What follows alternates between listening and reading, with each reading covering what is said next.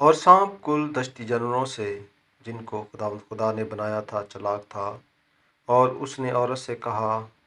کیا واقعی خدا نے کہا ہے کہ باغ کے کسی درخت کا پھل تم نہ کھانا؟ عورت نے سانپ سے کہا کہ باغ کے درختوں کا پھل تو ہم کھاتے ہیں، پر جو درخت باغ کے بیچ میں ہے اس کے پھل کی بابت خدا نے کہا ہے کہ تم نہ تو اسے کھانا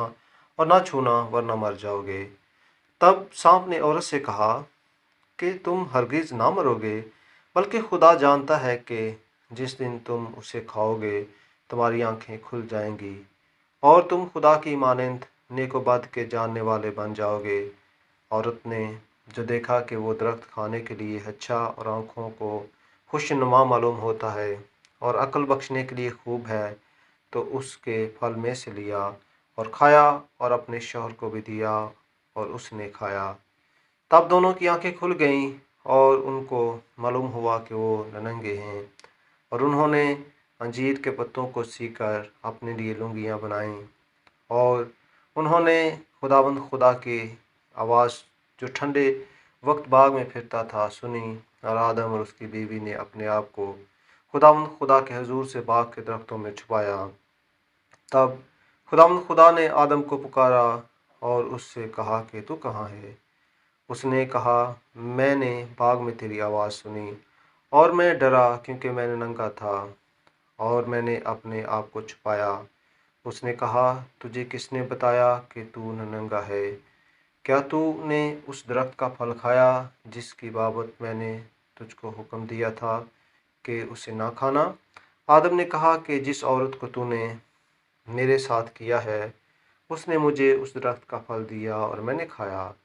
تب خداوند خدا نے عورت سے کہا کہ تو نے یہ کیا کیا؟ عورت نے کہا کہ سانپ نے مجھ کو بہکایا تو میں نے کھایا۔ اور خداوند خدا نے سانپ سے کہا، اس لیے کہ تو نے یہ کیا تو سب چپائیوں اور دشتی جانوروں میں معلوم ٹھہرا، تو اپنے پیٹ کے بل چلے گا اور اپنی عمر بھر خاک چاٹے گا، اور میں تیرے اور عورت کے درمیان اور تیری نسل اور عورت کی نسل کے درمیان عداوت ڈالوں گا، وہ تیرے سر کو کچلے گا اور تو اس کی ایڑی پر کاٹے گا۔ پھر اس نے عورت سے کہا کہ میں تیرے درد حمل کو بہت بڑھاؤں گا،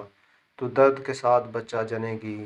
اور تیری رغبت اپنے شوہر کی طرف ہوگی اور وہ تجھ پر حکومت کرے گا۔ اور آدم سے اس نے کہا، چونکہ تو نے اپنی بیوی کی بات مانی اور اس درخت کا پھل کھایا جس کی بابت میں نے تجھے حکم دیا تھا کہ اسے نہ کھانا، اس لیے زمین تیرے سبب سے لعنتی ہوئی، مشقت کے ساتھ تو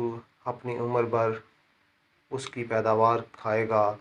اور وہ تیرے لیے کانٹے اور اونٹ کٹارے اگائے گی اور تو کھیت کی سبزی کھائے گا۔ تو اپنے منہ کے پسینہ کی روٹی کھائے گا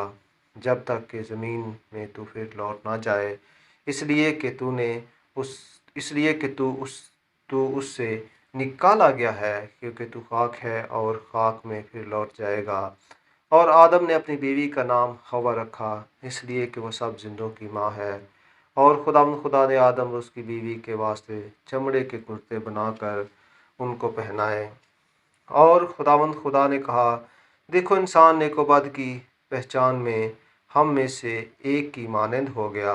اب کہیں ایسا نہ ہو کہ وہ اپنا ہاتھ بڑھائے اور حیات کے درخت سے بھی کچھ لے کر کھائے اور ہمیشہ جیتا رہے۔ اس لیے خدا نے اس کو باغ عدن سے باہر کر دیا تاکہ وہ اس زمین کی جس میں سے وہ لیا گیا تھا کھیتی کرے۔ چنانچہ اس نے آدم کو نکال دیا اور باغ عدن کے مشرق کی طرف کروبیوں کو اور چوگرد گھومنے والی شعلہ زن تلوار کو رکھا کہ وہ زندگی کے درخت کی راہ کی حفاظت کریں۔